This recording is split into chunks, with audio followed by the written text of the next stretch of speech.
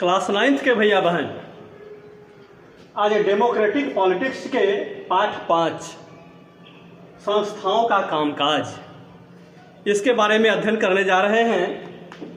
इस पाठ के कुछ अंशों की चर्चा हम लोग पूर्व में कर चुके हैं, अर्थात संसद क्या है, संसद की हमें आवश्यकता क्यों है, इन बातों की चर्चा हम लोग पाठ के पूर्व अंश में किए हैं। आज हम लोगों को देखना है कि संसद के कितने सदन हैं। भारत के संदर्भ में चर्चा है कि भारत में संसद के कितने सदन हैं। तो इस बात को जानने से पहले एक बार इस बात की फिर से चर्चा मैं कर दूं कि आधुनिक लोकतंत्रों में संसद की भूमिका काफी महत्वपूर्ण हो गई है। अधिकांश लोकतांत्रिक देश प्रतिनिध्यात्मक व्यवस्था को अपनाए हुए हैं। लोकतांत्रिक शासन में यह देखने को मिल रहा है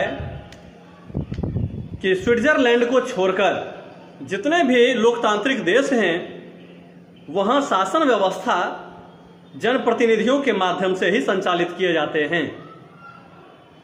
तो जनप्रतिनिधियों के माध्यम से यह शासन व्यवस्था जो संचालित की जाती है, तो ये जनप्रतिनिधि संसद के सदस्य के रूप में जनता के द्वारा भेजे जाते हैं और यह प्रतिनिधि जनता की ओर से शासन संचालित करने का काम करते हैं।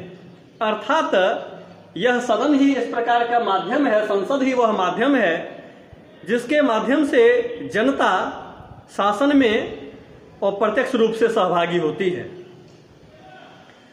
तो यह सदन जनता की ओर से अधिकारों का प्रयोग करती है, कार्यों को देखती है और इस प्रकार यह देखने को मिलता है कि विश्व के विभिन्न भागों में जो लोकतांत्रिक देश हैं, सदन को भले ही संसद को भले ही अलग अलग नामों से उन देशों में जाना जाता हो, लेकिन किसी न किसी रूप में ऐसी व्यवस्था बनाई गई है। अगर भारत के संदर्भ में हम लोग चर्चा करें तो संसद के 2 सदन हैं,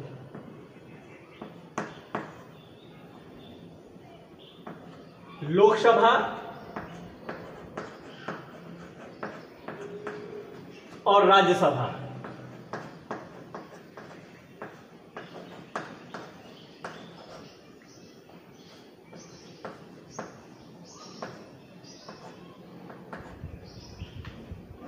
यहां ध्यान देने की बात है कि जब संसद के सदन की चर्चा करते हैं तो 2 सदन की चर्चा है, लोकसभा और राज्यसभा।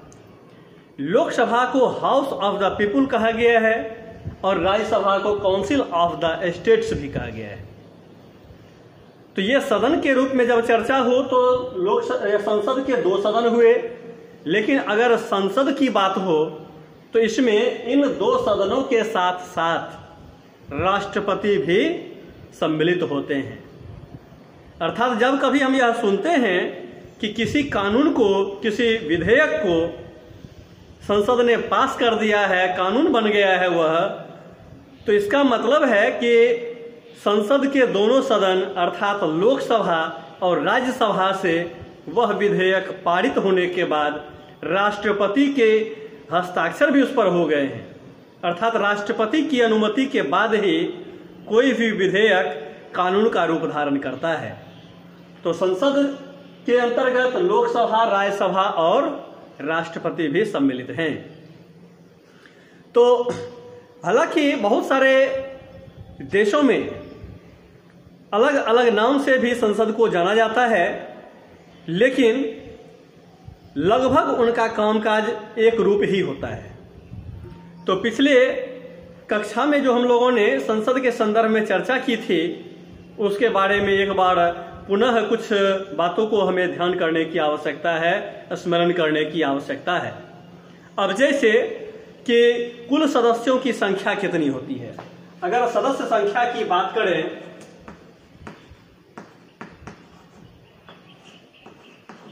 सदस्यों की संख्या की अगर बात की जाए तो लोकसभा में हमने पढ़ा था कि अधिकतम 552 सदस्य हो सकते हैं। वर्तमान में 545 सदस्य हैं लोकसभा में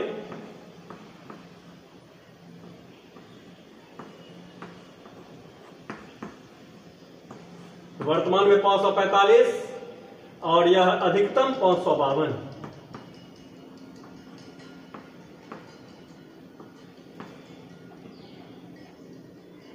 लेकिन अगर राज्यसभा की बात करें तो राज्यसभा में अधिकतम 250 सदस्य हो सकते हैं।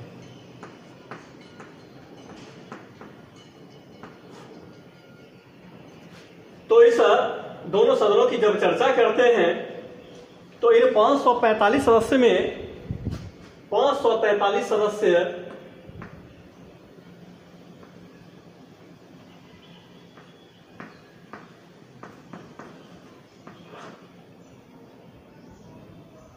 जनता के द्वारा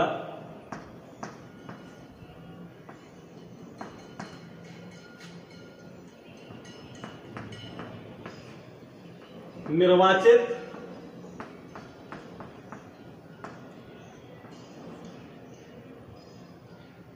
एवं 2 सदस्य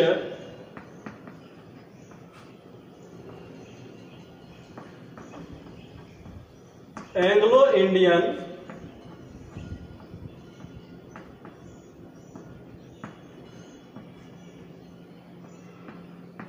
समुदाय से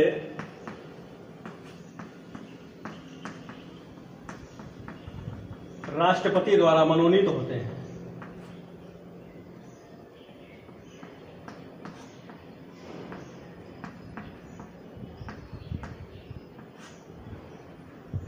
जबकि राज्यसभा की अगर चर्चा करते हैं तो राज्यसभा में 238 सदस्य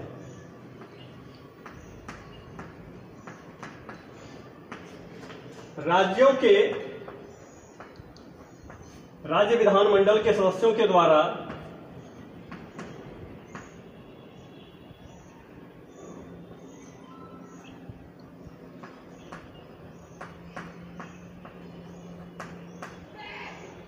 राज्य विधानसभा के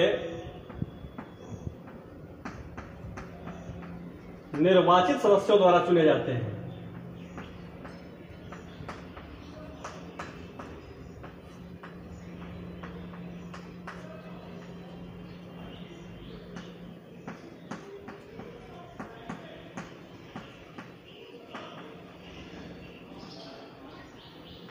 जबकि 12 सदस्य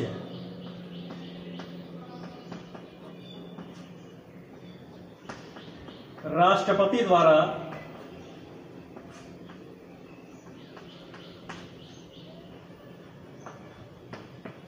मनोनीत होते हैं।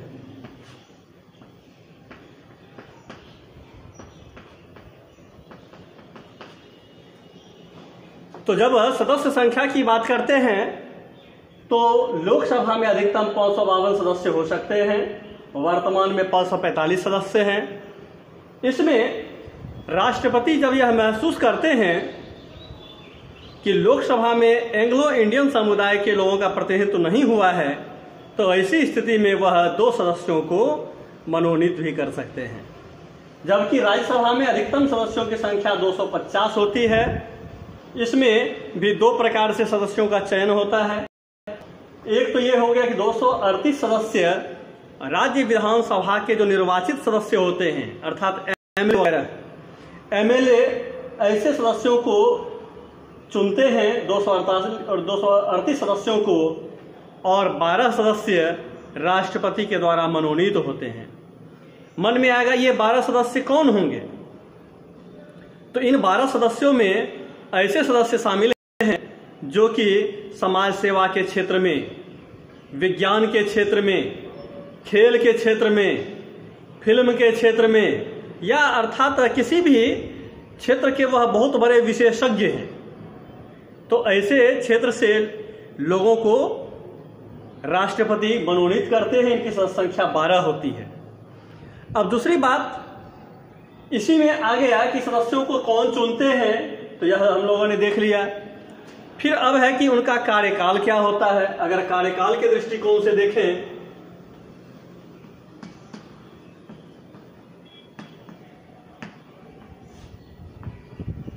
तो लोकसभा के सदस्य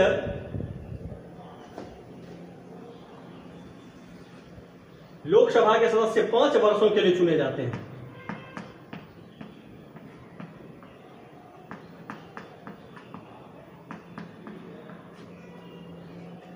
लोकसभा के सदस्यों का कार्यकाल कितना हो गया? 5 वर्ष, जबकि राज्यसभा के सदस्यों का कार्यकाल 6 वर्ष का होता है।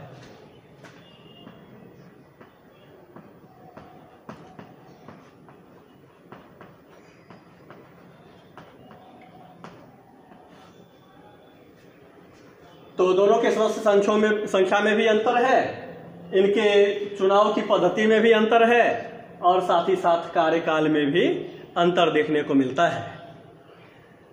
अब एक और बिंदु की चर्चा करते हैं कि सदन को भंग किया जा सकता है अथवा नहीं।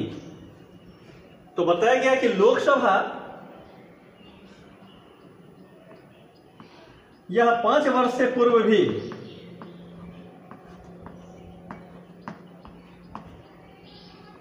पांच वर्ष या उससे पूर्व भी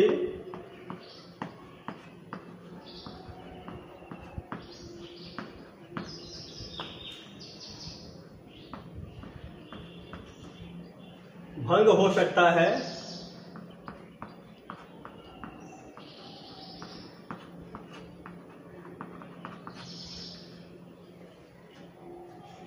जबकि राज्यसभा एक अस्थाई सदन है।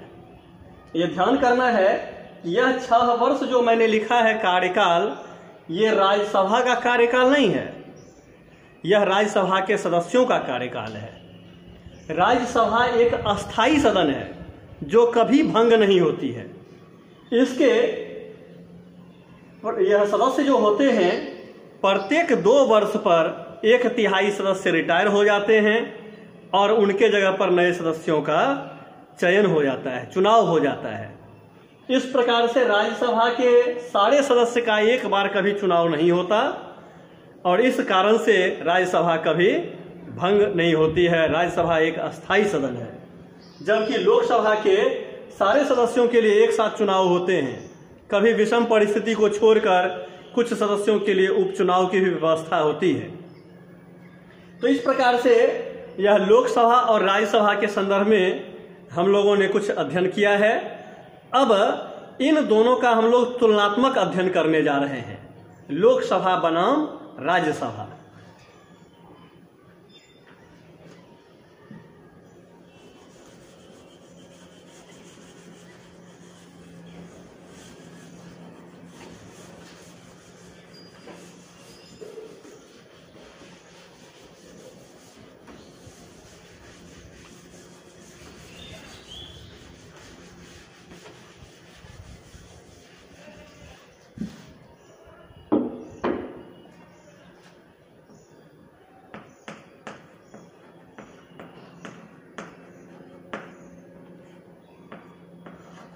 लोकसभा बनाम राज्यसभा।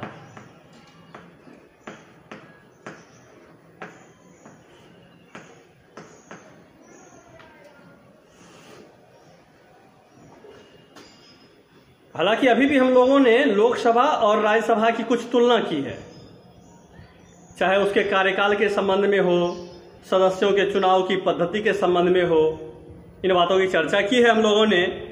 लेकिन अभी इसे अब इस रूप में देखना है कि लोकसभा और राज्यसभा में कौन ज़्यादा पावरफुल है, कौन ज़्यादा शक्तिशाली है, किसकी महत्ता किस रूप में है, इन बातों को हम लोग देखेंगे। तो पहले तो ये बता दिया जाए कि लोकसभा को निम्न सदन कहा गया है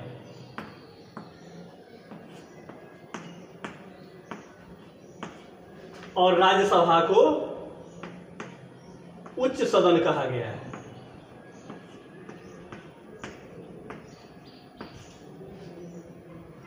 तो यह सुनकर के हमें लग सकता है कि लोकसभा निम्न सदन है, अर्थात यह एक कमजोर सदन होगी, और राज्यसभा उच्च सदन है, तो इस आधार पर राज्यसभा ज्यादा शक्तिशाली होगा।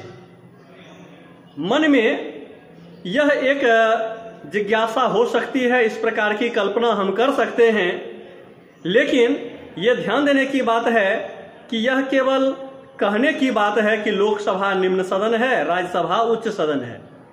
अगर इसके शक्तियों का हम लोग वर्णन करें, शक्तियों पर अगर विश्लेषण करें, तो पता चल जाएगा कि लोकसभा राज्यसभा की तुलना में ज़्यादा शक्तिशाली है, जबकि राज्यसभा नाम मात्र का ही उच्च सदन है।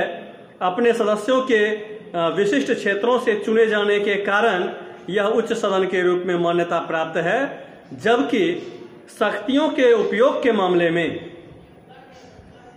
तुलनात्मक रूप में लोकसभा ही ज़्यादा शक्तिशाली है। तो क्रमशः हम लोग इसकी चर्चा कर रहे हैं कि कैसे लोकसभा ज़्यादा शक्तिशाली है और कैसे राज्यसभा उससे कमजोर है। तो इसके शक्तियों के संबंध में चर्चा कर रहे हैं।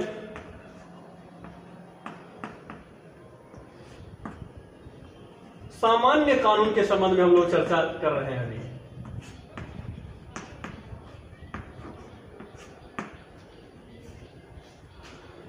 सामान्य कानून, किसी भी प्रकार का अगर कोई सामान्य कानून है तो उसके पारित होने के लिए दोनों सदनों की जरूरत पड़ती है। कोई भी कानून दोनों सदन से पास हुए बगैर कभी भी मान्य नहीं हो सकता है। कोई भी विधेयक जब तक लोकसभा राज्यसभा से पास न हो जाए, जब तक राष्ट्रपति का हस्ताक्षर न हो जाए उस विधेयक पर, तो वह कानून का रूप धारण नहीं करता है। तो अब यह देखना है कि किस रूप में लोकसभा निम्न सदन होते हुए भी ज़्यादा शक्तिशाली है। तो सामान्य कानून को पारित करने में यह दोनों सदनों से गुजरती जरूर है, लेकिन ये देखना है कि लोकसभा के सदस्यों की संख्या, चूंकि अधिकतम सदस्य संख्या 552 हो सकती है और राज्यसभा की अधिकतम संख्या मात्र 250 ही हो सकती है। तो इस रूप में हम लोग पाते हैं कि लोकसभा राज्यसभा से सदस्यों के मामले में 2 गुने से भी ज़्यादा है। तो सामान्य कानून को जब पारित करने की बात होती है तो दोनों सदनों से इसे पास होना होता है, लेकिन जब गतिरोध की स्थिति हो जाती है तो ऐसी स्थिति में दोनों सदनों का संयुक्त अधिवेशन बुलाया जाता है। दोनों सदनों का संयुक्त अधिवेशन बुलाया जाता है।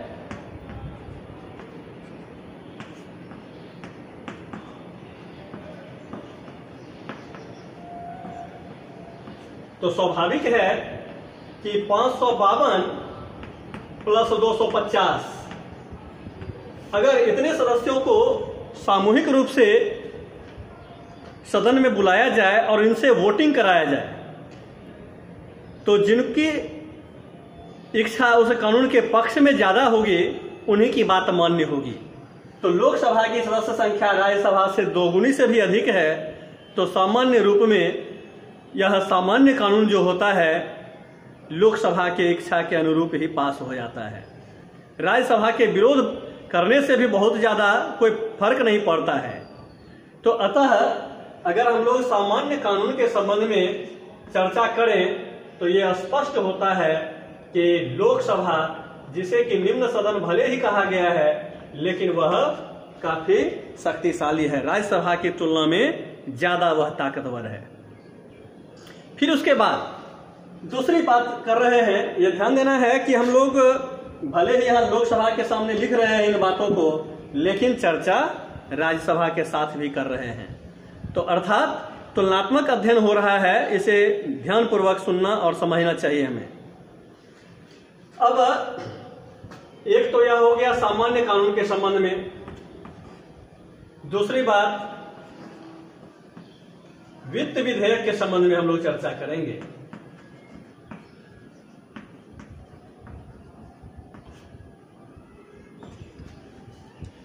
सरकार की सारी व्यवस्थाएं जो संचालित होती है उसमें धन की बहुत बड़ी भूमिका होती है।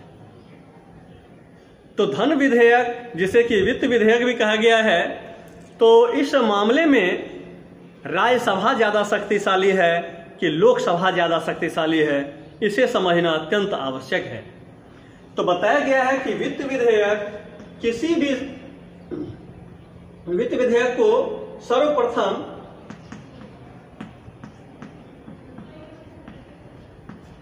लोकसभा में ही लाए जाते हैं।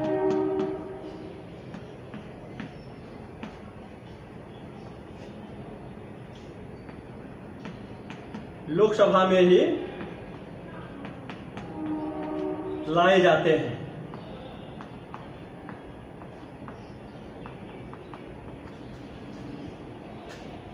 तो सर्वप्रथम लोकसभा में लाए जाते हैं वित्त विधेयक को।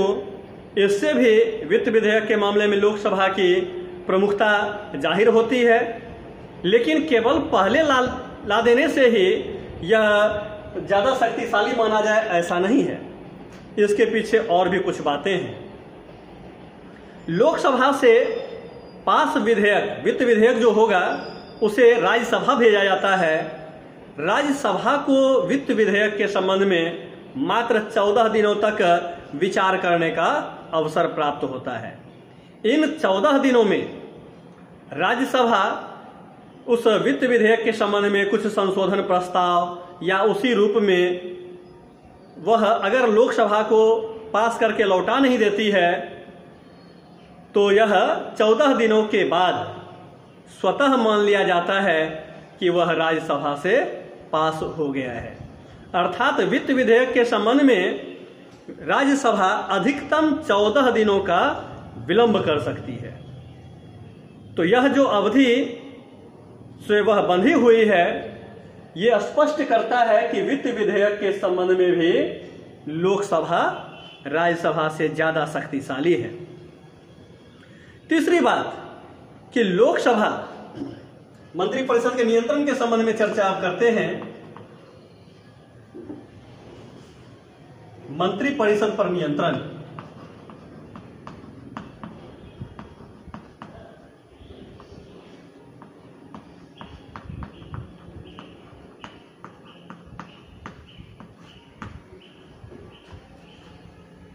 अगर मंत्रिपरिषद पर नियंत्रण की बात करें तो भी ये हम लोग को जानना चाहिए कि लोकसभा ही मंत्रिपरिषद को नियंत्रित करती है। सिर्फ वही व्यक्ति प्रधानमंत्री बन सकता है जिसे लोकसभा में बहुमत प्राप्त हो। यह ध्यान करना है कि प्रधानमंत्री बनने के लिए लोकसभा का सदस्य होना ही अनिवार्य है, ऐसा नहीं है। राज्यसभा के सदस्य भी प्रधानमंत्री बन सकते हैं। अनेकों बार ऐसी स्थिति भी आई है, बने भी हैं। राज्यसभा के सदस्य भी मंत्री बनते हैं, लोकसभा में सरकार में मंत्री के रूप में शामिल होते हैं। लेकिन वही व्यक्ति प्रधानमंत्री के रूप में बना रह सकता है, टिका रह सकता है, जिसे लोकसभा के सदस्यों का बहुमत प्राप्त हो। तो अगर आधे से अधिक लोकसभा के सदस्य यह कह दें कि उन्हें मंत्रिपरिषद पर विश्वास नहीं है, तो प्रधानमंत्री समेत सभी मंत्रियों को अपना पद छोड़ना पड़ेगा। लेकिन यह अधिकार राज्यसभा को नहीं है। तो मंत्रिपरिषद को भंग करने की बात हो, वित्त विधेयक को पास करने की बात हो, या सामान्य कानून के पारित होने से संबंधित बात हो, इन बातों की जब हम लोग चर्चा करते हैं तो पता चलता है कि राज्यसभा की तुलना में लोकसभा ही ज्यादा शक्तिशाली है। इस पाठ के और भी कुछ एक अंश बाकी हैं जिसकी चर्चा हम लोग अगले दिन करेंगे। तब तक के लिए धन्यवाद।